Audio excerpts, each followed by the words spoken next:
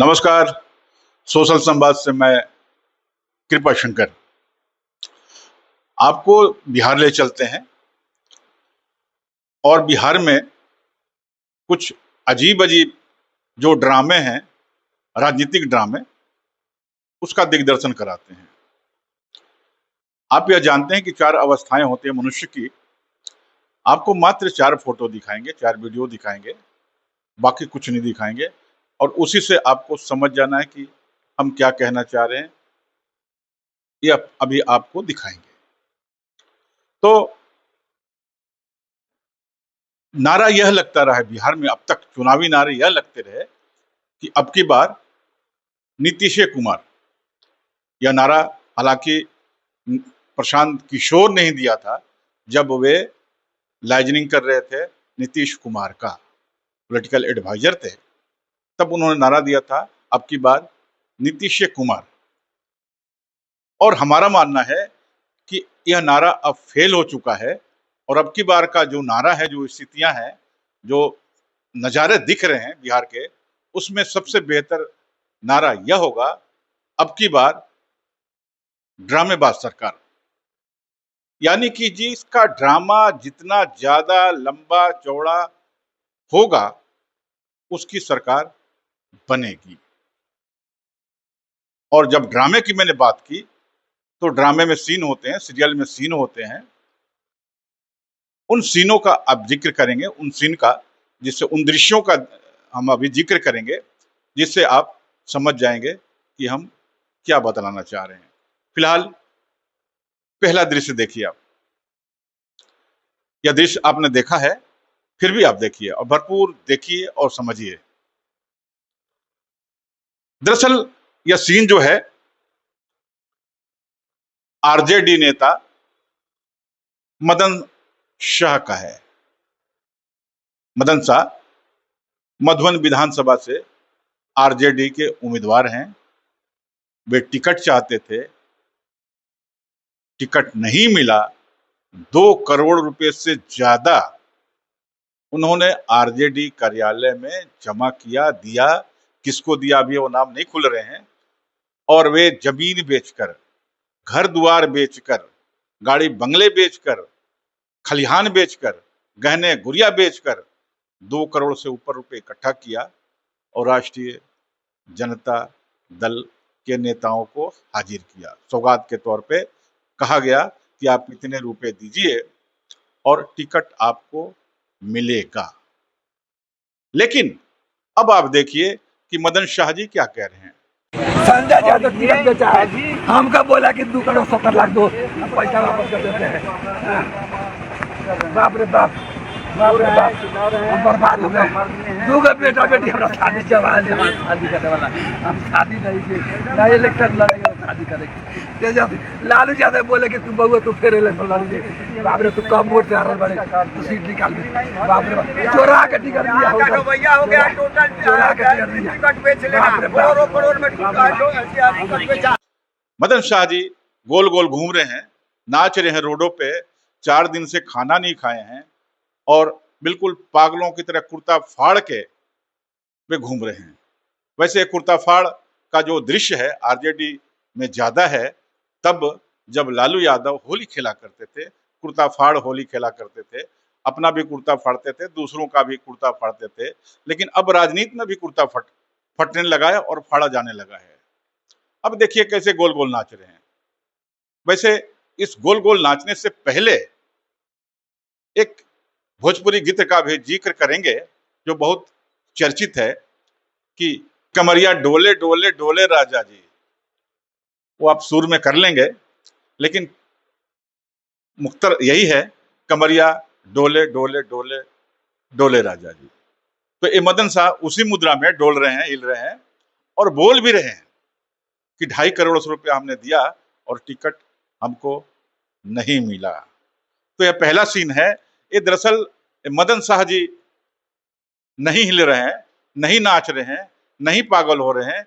दरअसल बिहार में सच यह है कि लोकतंत्र पागल हो रहा है।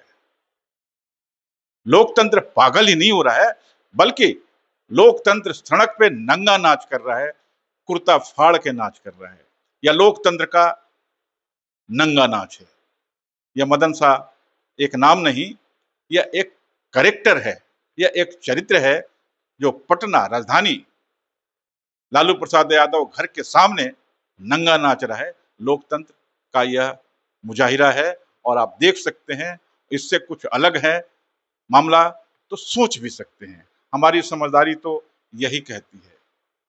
यह पहला सीन है लोकतंत्र का नंगा डांस का। दूसरा सीन हम आपको दिखाते हैं लोकतंत्र का सीन का, विधानसभा चुनाव का बिहार में जो हो रहा है।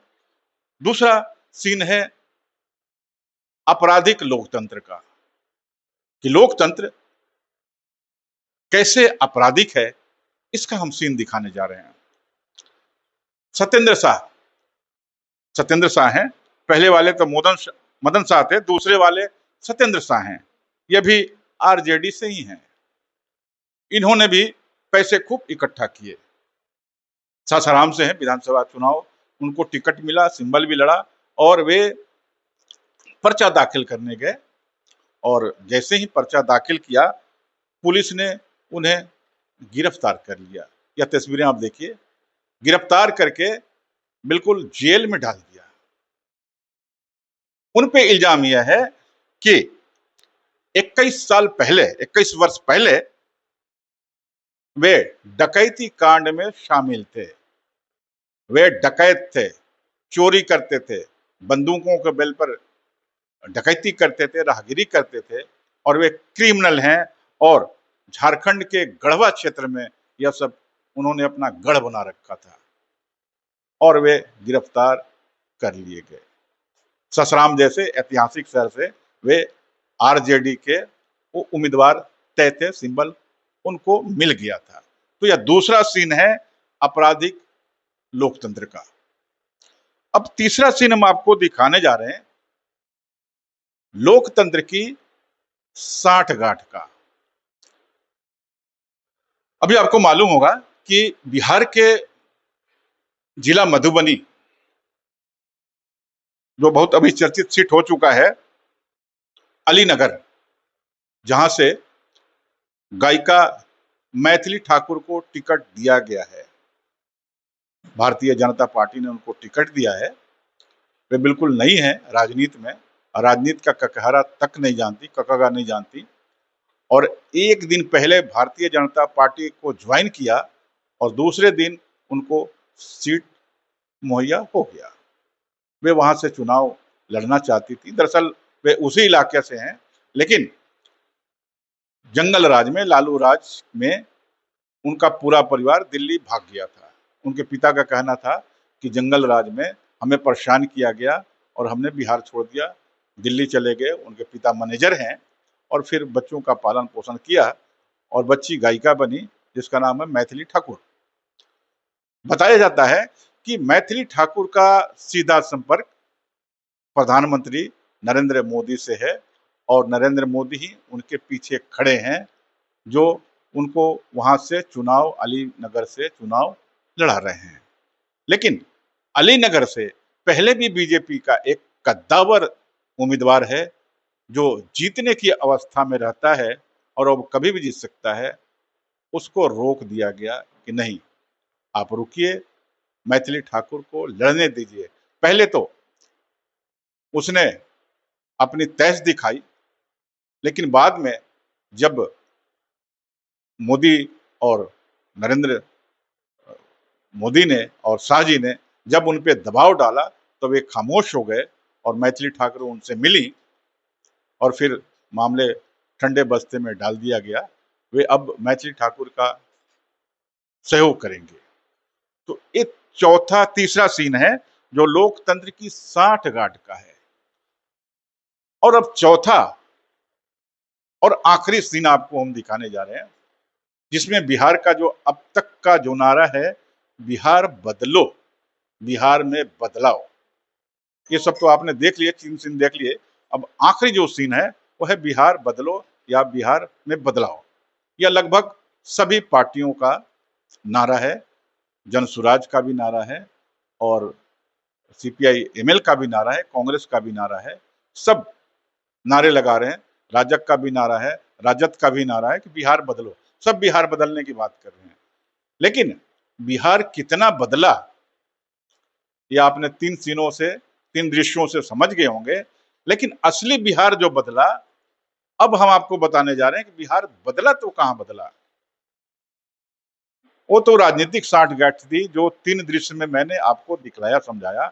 लेकिन बिहार कहां बदला यह मैं आपको आखिरी सीन में, आखिरी शॉट में दिखाने जा रहा हूं, जब राजनेता उम्मीदवार अपने इलाके में जा रहा है, जनसंपर्क में जा रहा है और लोग उनसे सवाल पूछते हैं कि अब तक तुमने हमारे क्षेत्र के लिए क्या क्या किया और अब तक तुम कहां थे, कोई जवाब नहीं। लिहाजा जनता आक्रोशित हो रही है, जनता के हाथ में डंडे आ गए हैं, जूते आ गए हैं, पत्थर आ गए हैं और नेताओं की पिटाई शुरू हो गई है। नेता भाग रहे हैं, धोती उठाकर भाग रहे हैं, जनता से घबरा रहे हैं, क्योंकि जनता बदल चुकी है। श्रवण कुमार भी भागे और प्रेम कुमार भी भागे, सब लोग भाग रहे हैं, क्योंकि जनता सवाल कर रही है। यही दरअसल लोकतंत्र की मूल आत्मा है कि जनता सवाल करे और नेता का काम है कि वो उसका मुकम्मल जवाब दे। भागना कोई समस्या का समाधान नहीं है। नेता बेशक धोती उठा के भाग जाए, लेकिन सवाल सवाल ही बने रहेंगे और इस सवालों का जवाब तय है कि इस विधानसभा चुनाव में मिलेगा ही मिलेगा। नजारे देखते रहिए। शुक्रिया आप सबका।